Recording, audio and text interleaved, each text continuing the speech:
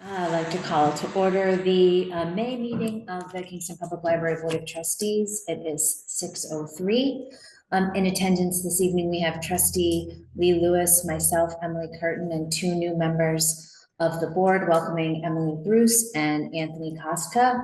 Andrew, I'm so sorry, Andrew Koska. We are missing two members of our board who would normally be with us. And you would note here on the agenda that the first thing that we're supposed to do is approve minutes and reorganize the board, neither of which we can do with only two members of the previous board present. So we are going to skip over those. And we're going to talk a little bit about how the board meetings work, just because there are two new members. Also in attendance, Library Director Donald Club. And the reason we all get together every month. Pretty much. Yeah. Lee. And Emily? Emily, And yes. Emily. All right, that will be very easy. Yeah.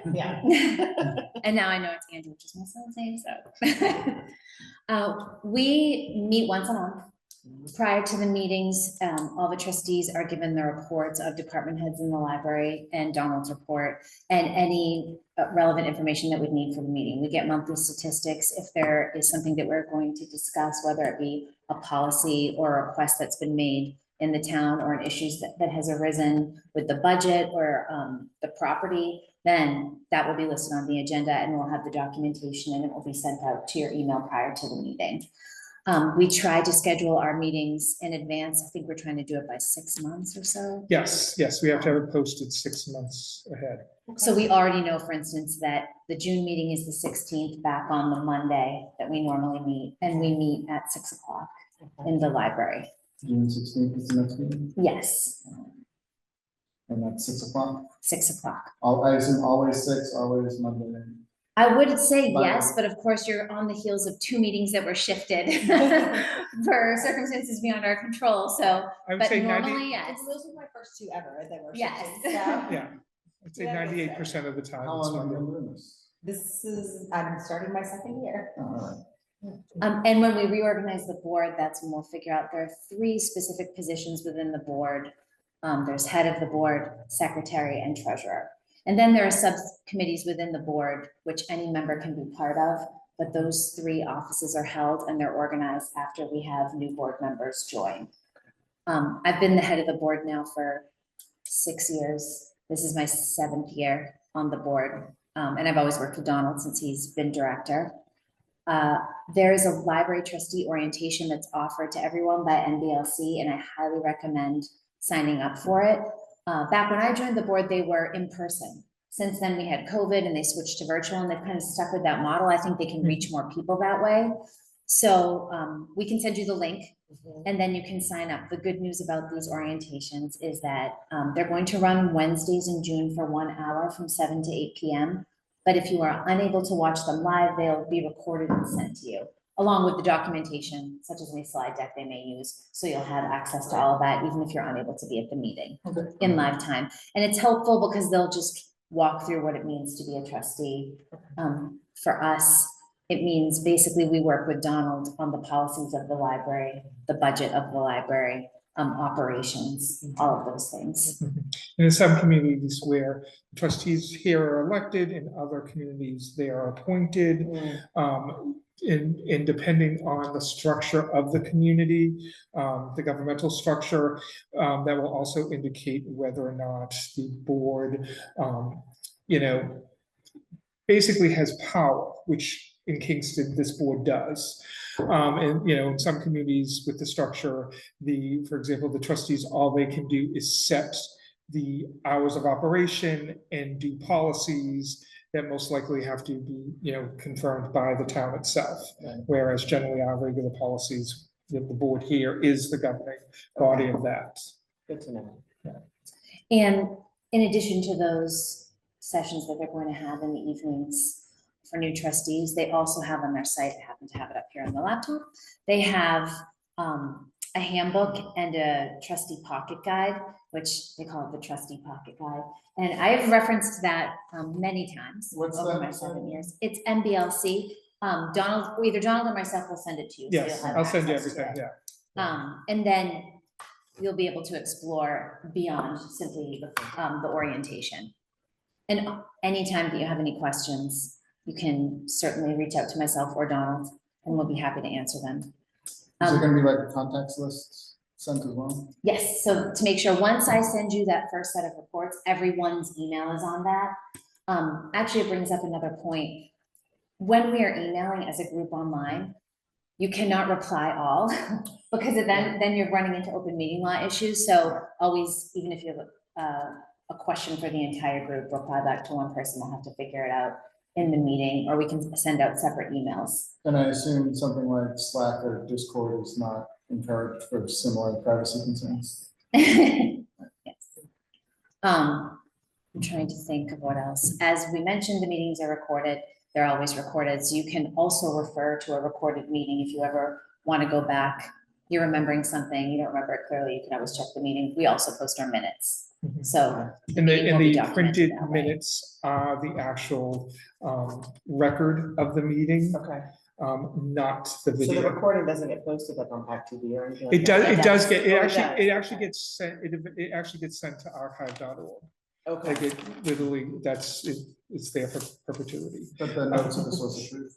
Hmm? that's this, yeah. The official. Exactly, Official. the official, Okay, yes. good to know, all right, thank you. I'm trying to think of if there's anything else.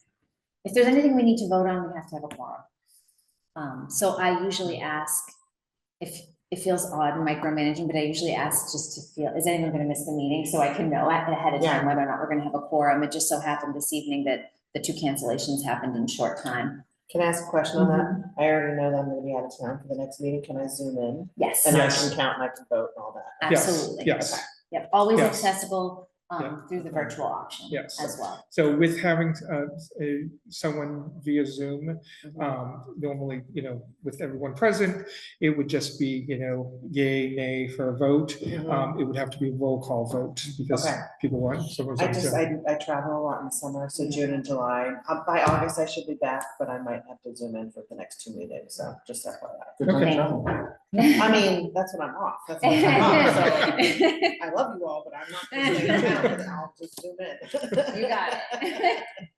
Yeah. Do you have any questions about operations thus far? Do we have a quorum today? Because I know like for the first piece we don't, but for subsequent pieces, We technically do if you've both been sworn in at I the have been sworn in. townhouse. So we do have a quorum, but in terms of voting through the minutes, because you weren't present at that meeting, it's just the 2 of us and that's not a quorum, which is why we can't do it. And we can't reorganize the board mostly because the people who would potentially be in those positions aren't here. Yeah, As new members of the board, we likely wouldn't step into one of those positions. okay. First meeting. person, pretty That's reasonable. great, I appreciate I'm not being asked to do that in my first meeting, so thank you. Wait, I didn't get a ton of extra responsibility. You guys didn't hear that we all did not it last meeting. Guess what? Guys, it's so late on your noses. So I think that's it in terms of operations so far. Yeah, I think generally that's And really in it. terms of policy review, the way that it's come up in the past is kind of organically, there'll be an issue and we'll realize this policy hasn't been looked at for a little while, so it's something that we need to examine. Thinking of what we've looked at and what hasn't been looked at, there'll probably be a policy that comes up fairly soon just because it's older. But we just did building use for the Adams. We recently did the animals in the library policy or library property policy. Mhm. Those are the 2 most recent ones I think that Yes. we worked on. What's the animal policy? Bottom line is basically service animals. Understandable. Did something happen to spark the conversation, or is it? Well, sometimes it'll be something in neighboring communities will happen and we'll realize we need to be prepared for this. Yeah. And I think that might have been a neighboring community issue with people claiming that certain animals were emotional support animals. Yeah, and, coming in with dogs on leashes, but not.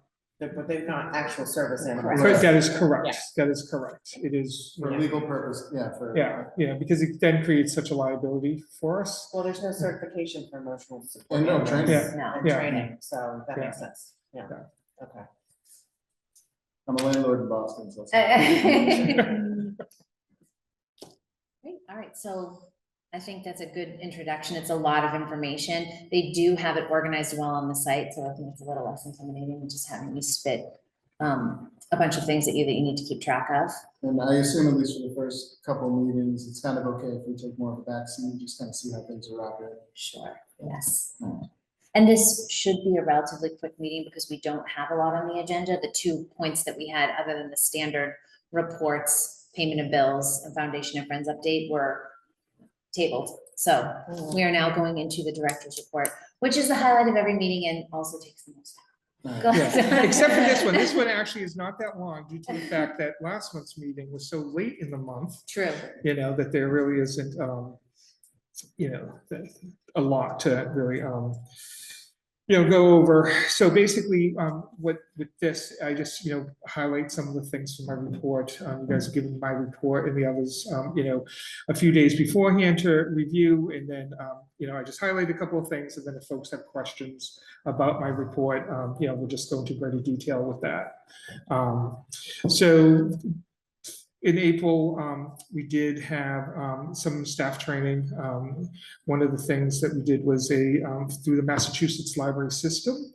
And we do use a lot of acronyms, in the library world. So MLS, MBLC, ALA, so I can explain them as we go along. So the Massachusetts library system is an organization within the state that provides the statewide delivery databases, as well as continuing education for library staff, both professional and non-professional. So they have been working recently with the ALA, which is the American Library Association, to offer a greater expansion of training services and seminars. So this was one particular one. It was called Helping Serve the Neurodiverse in Your Library. So it basically was the bottom line was be nice to everyone and welcome everyone and provide the services that folks need. It was being sold as folks, maybe an older person that was experiencing early onset dementia, an autistic individual, someone suffering from depression, what have you. So it did give a great overview of interacting with the public and the community, because you just never know with folks coming in, what they've experienced and what they're bringing in, through the doors. So that actually has triggered us to look into more specific programs for training with that, because there were questions that staff had. There was a group of 4 of us that attended in my office, and we hope to find something more that can give us more specific answers with that. I met with the IT consultant. The town used to have an IT director, and it now is a consulting firm that within the library and within the town, we are now having to do multi-factor authentication. So we have these cute little fobs that look like USBs that have numbers. So every time we log into a computer, we have to use those. We are in a unique situation, unlike other departments that only have staff computers. We also have public computers. And so initially they were going to require that the public computers have those. But I have worked with OCLN, which is the Old Colony Library Network that the library is part of. And we're potentially looking to either have the public computers moved onto the OCLN network, therefore not part of the town and network, so there'd be no threat there, or to actually have a closed network. It would just be basically the public computers being able to access the internet only. So IT is working on that to find out what the better solution is. If we go the route with OCLN, there will be a cost, with that, because they have their own IT company that they use. So, and off the top of my head, I'm not sure what that would actually entail. Is that upfront or monthly? Upfront or monthly or both? It'd be upfront. It'd be upfront, yeah. And I do know the company is expensive. That's something I've always said.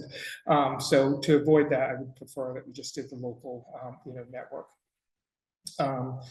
So that is being done. We are going to be working with IT to come up with a technology plan, which is part of the agreement that the town has with them, so that we can look at coming up with a schedule for the updating of staff computers as well as public computers.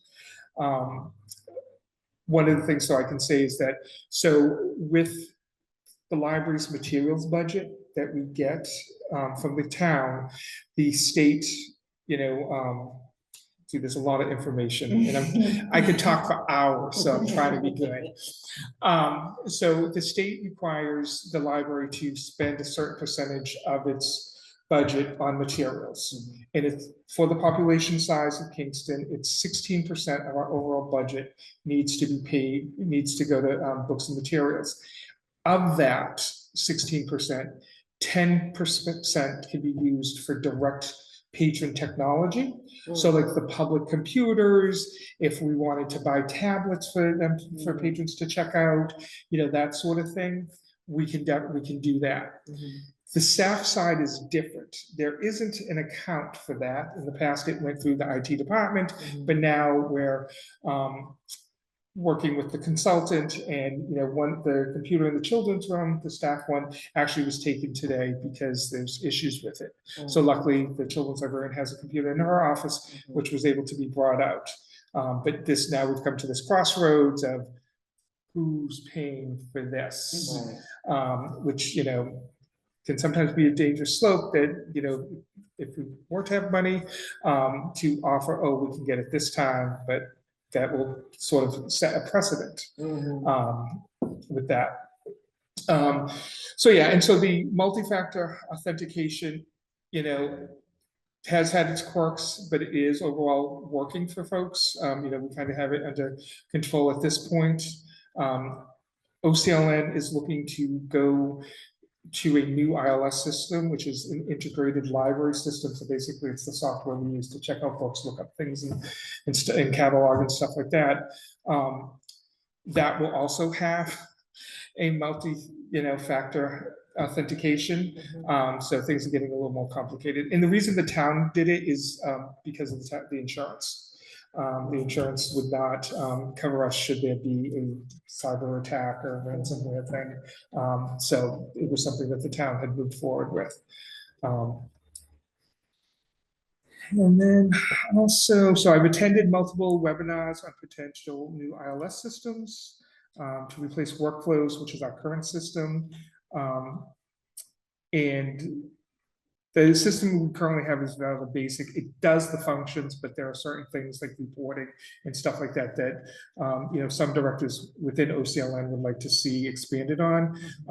But the company that Cersei Dynex was the proprietor of Workflows. However, as of the end of last year, it was sold to another company and they are no longer supporting the product. So we're kind of stuck and needing to, go elsewhere. And this one that I went to one training today, it's for Evergreen. And a lot of the networks within Massachusetts already use that system. And it is definitely an upgrade. So there will be a huge learning curve for staff. Let's see. So I've held multiple meetings with staff to discuss summer reading programs. This year, the theme is level up at your library. So it kind of has a gaming theme to it. But we're also doing a twist for specifically like the adult program in the sense of level up, your home, curb appeal, get a contractor in to discuss, basic improvements you can do, landscaping, and then personal self. So whether it's, meditation or what have you, just increasing, more positive things in your realm. So I will be going to PAC TV on Friday to do a PSA because I'm always open for that. And so that would be, the topic that I'll bring up there. So as part of this, the foundation has, I asked at the meeting on Monday night, they will be purchasing personalized lanyards for the library that say, I love KPL and stuff. So that'll be something that we'll be able to give out as folks, sign up for library cards and, kind of get more, kind of one of the things that, as a goal for myself and the children's librarian is to increase the number of library cards that children have. In this community, there is a large disproportionate number of adults versus children. Off the top of my head, I couldn't tell you what the number is, but it's really like only a couple of hundred. And because mom just checks everything out on I was her gonna cards. say, I That's think it's exactly. because, like in my family, I check everything out. Yeah. Or they I take love my the card. Yeah, but I love the idea of the kids doing that process, having their own cards. Yeah. So we're trying to make it do a better. And Miss Holly's coming to Kingston Intermediate School to speak to the classrooms about summer reading and summer programming Okay. on the library at Kingston Oh. Intermediate School. So she's gonna come there to talk to the classes. And we set it up this year so that she's in each classroom for a period of time to introduce it, which I think will be more successful than addressing a large Like an group of auditorium. children. Yeah. I think going to their classrooms, it will make a big difference. And if they were intimidated by asking questions in a larger setting, they'll certainly be comfortable Yeah. in that setting. Yeah, definitely. Let's see. So I met with the archivist, Nick, to collaborate on some collection development. In the past, the library did not use its materials budget to purchase items for archives. And so since I've come along, we've kind of changed that a little. And the archives just has a very limited budget. But recently we purchased items specifically on eBay, for the collection. We got a land deed from 17 something, some history, Jones River history items, as well as some business related memorabilia, a pencil that was from a florist, I think it was, that used to be in Kingston, some milk caps, as well as cabinet cards, which are basically photos that are on, they're kind of like on cardboard, sort of thing of, prominent people, and some more postcards. That's one thing that our collection is, has a lot of is, historical postcards as well as photos. So we've been kind of focusing on that. And obviously, I think it was like a couple of $100s for these items. We're not in a situation to buy whole collections that are $8,000, which we did find out, but it's not within our budget to do that. So we got all, and we did get all those items in. I've done a massive reading of the music CDs and the book CD collections, which ultimately allowed for relocation of the adult video games as well as the adult playaways, so that they are all basically, we had 4 cases for music CDs. We're now down to 2 for CDs. One of the third case has the video games. The 4th case has the playaways. And what I am looking in getting is some slat walls sections to put on the wall above them, because they only stand like 3 something feet tall or something, is so that we can use different kind of hooks and things like that to display materials, new items, as well as get more posters and signage and things like that. My ultimate goal is to reorganize the audiovisual section, eliminate the current center bookcases that are in there due to age and issues with them not being sound, and making more table space, more quiet study space, as well as potentially making it a small kind of program space. So for example, if we needed book club to be moved there with 10 people, there would be sufficient space for that. So I've been working on that.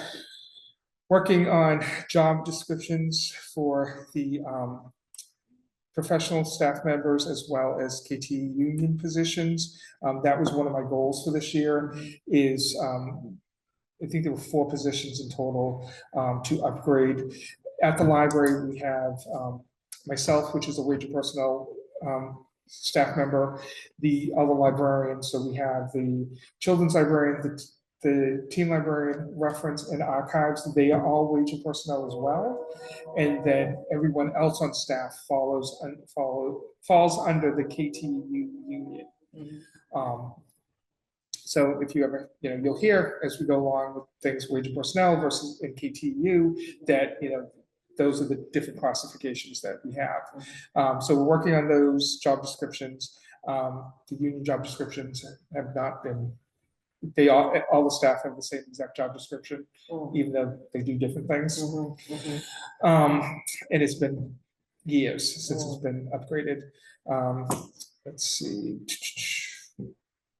Right, so we've had some vent cleaning done at the library. It was drastically needed, specifically in the children's room, as well as as well as there was wall damage to in the art gallery near the near that bench. There was like a perfect round hole that, like the size of a nickel, that that was there one day. I went to that gallery and there was this perfectly round hole. So they're aware of that. They're taking that. I did. Do you think that might be like rodents or? Oh no, it's a perfect circle. No. Poke through. Yeah. And I discussed with facilities concerning about doing a walkthrough and having a potential wish list for capital planning. So when we need to do big repair, jobs at the library or any town department that needs to have capital projects, whether it's police needing a new, cruiser or what have you, there is a financial threshold that costs, well, I think it's $25,000, that anything over that amount goes to capital planning, and we collectively meet with the capital planning committee to discuss and get things on the schedule. So it's like, okay, we asked for 3 things, and it's like, okay, well, this year you'll get 1, and then 2 years from now you'll get another, to kind of just get it on a schedule so that we can try to make these improvements. And sometimes, things get shifted because of emergencies and stuff like that. But I did want to, meet with him to go over some of the things that, will become bigger ticket items there.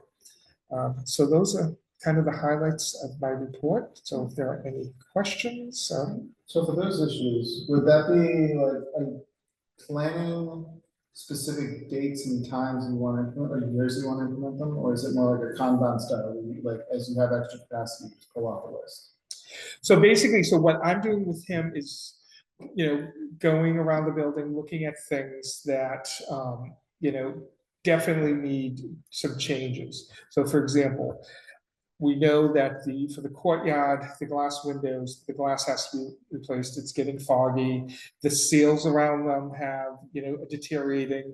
You see some that are half hanging down and stuff like that. So what will happen is we will make the list, then we will price it out, and then we take that to capital. And then looking at what the overall town need is, then there's a determination. Like if I wanted my office to be refurnished and we needed a new ambulance, well, guess what we're going to get.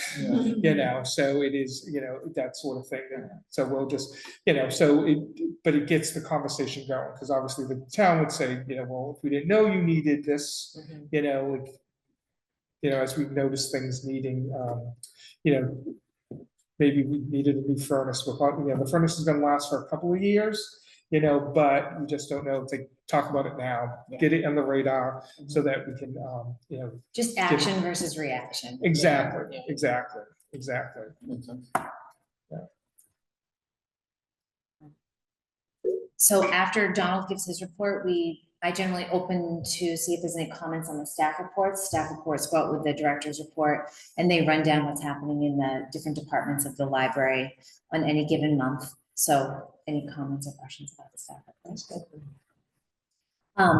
The next bullet is a foundation, the statistics. A tack on to the director's report, Donald usually runs through the statistics that are sent out, just to clarify Yes, so this would be the that statistics. document right there. Got it, okay. Okay, so which there is an error in it that will clarify. So the way it is run, what we do is we provide the monthly statistics for the different formats for the library. So audiobooks, books, DVDs, large print, miscellaneous items, music CDs, periodicals, and things like that. So when you look at this sheet, all right, the one on the right is last month. So this will be April statistics. This will be March's statistics, so that we do a monthly comparison. And then as we go down, the small grayish square section is the number of holds that have been placed for materials for that month. And then to the right of those, that is the number of registered patrons for that specific month. Okay. So it's like a total of 52 new registrations. That is correct. New registration. Yes. New registrations, Got it, yes. got it. I assume Yes. that doesn't include the news. No, this is just being added. So I will go just quickly under that, there is, the first one that's listed is called E-Card. And what that is when someone basically wants to either use databases or have access to our online ebooks and things like that and don't physically have a card, they can register for an E-Card and not have to ever come into the library. They can use those services, but those cards expire quickly Got it. versus the regular traditional cards. Okay. If they did an E-Card, so you could get an E-Card, place a physical item on hold, and then when you came into the library, you would fill out the application like most people do, and then we'd ask for ID and authenticate them and stuff, and then it gets changed from an E-Card to whatever their standing is, if they're a resident, non-resident, if they're an adult, juvenile, and so Yeah, forth. so it wouldn't be listed twice. Correct. And then the two big boxes on the bottom, the one on the left is an error, so we're not going to look at that. So that one is actually supposed to be the monthly April 24 versus April 25 statistics. And with those stats, April of 24, we were at 10,498 transactions. April of 25, we were at 10,516, which equates to a 0.17% increase over last April's stats. So year-over-year. Yes. So then the last section that I have here is the year to date. So when you look at the line for Kingston, you see that year to date for 2024, well, not year to date, but the full year for 2024 was 127,467. Currently, we're at 110,570, which is down technically 13%, 13.2% over last year, but we're comparing a full year versus this year's year to date. So we're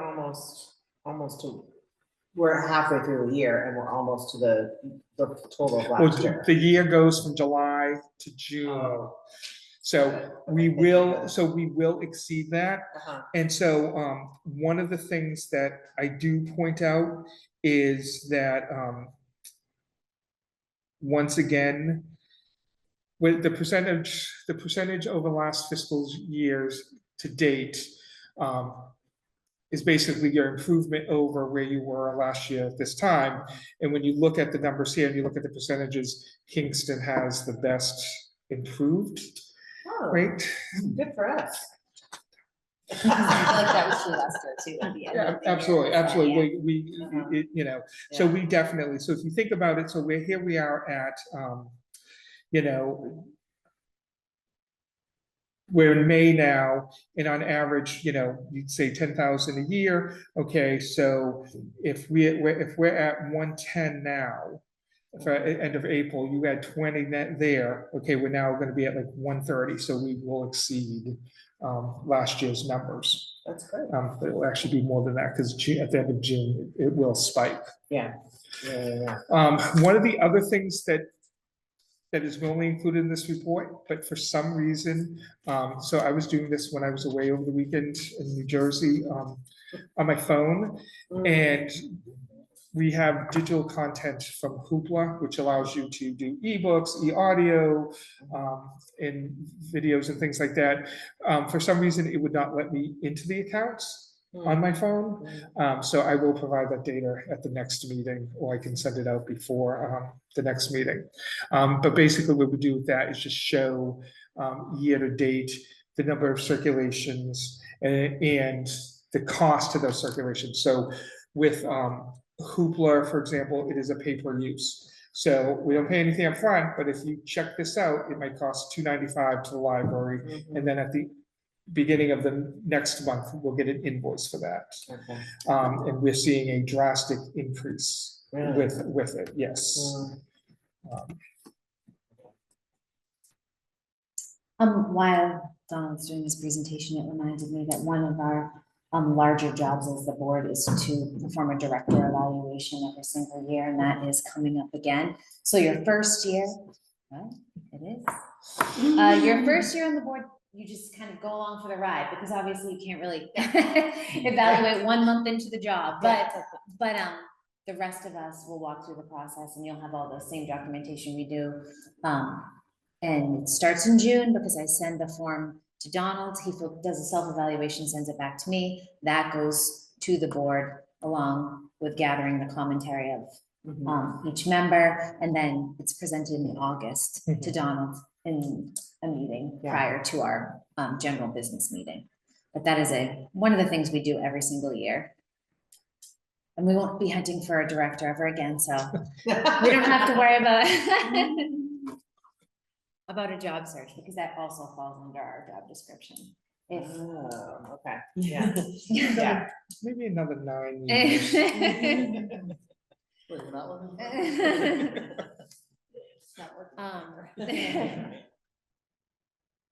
So the next item at the staff reports, as we kind of breezed through because we didn't have any commentary on that, Foundation and Friends. We usually have a representative from the foundation here. We are very fortunate because we get to work with the foundation as two vested parties with interest in the library. They're the fundraising arm of that, but also they work with trustees to just be vocal supporters of the library, supporters of Advocacy. the budget, correct, and what happens at the library, promotion of the library.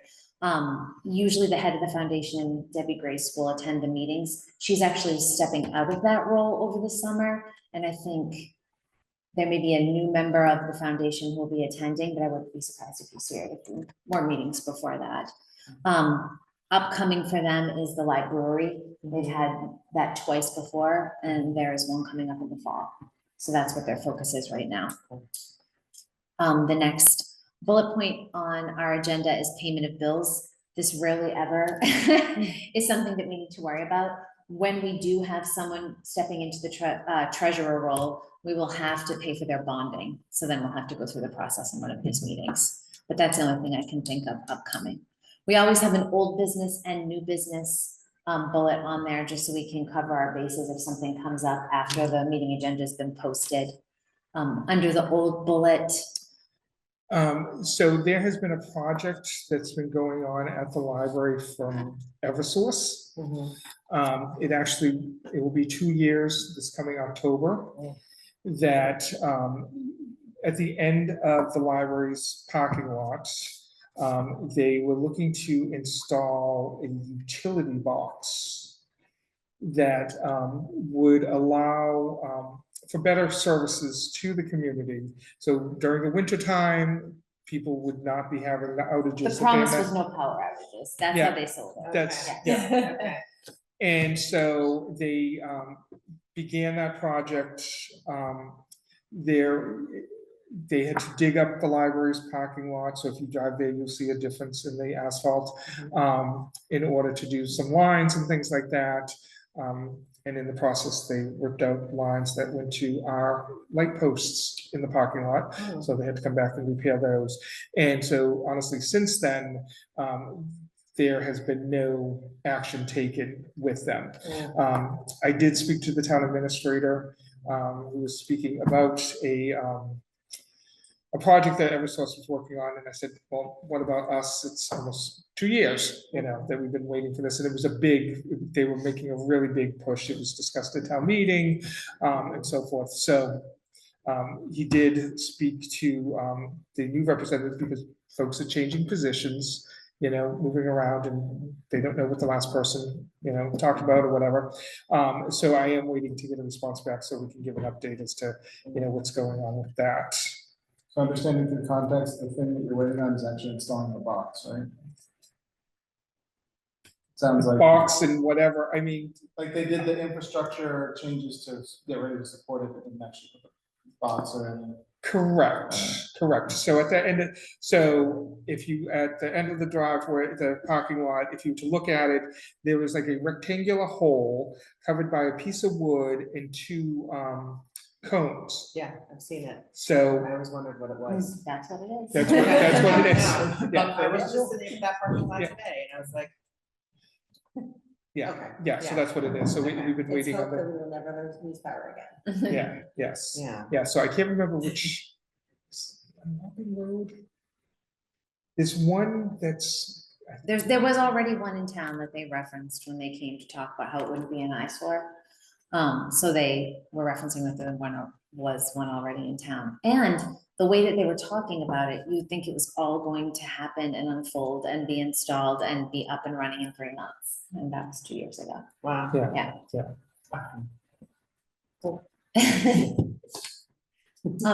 Also under old business, I'll mention that the next meeting will be back to Monday, June 16th, 6 o'clock at the library.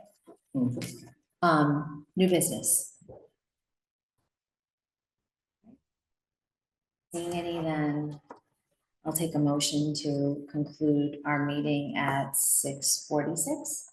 I move to end our meeting, close our meeting at 6:46 PM. Second. All in favor? Aye.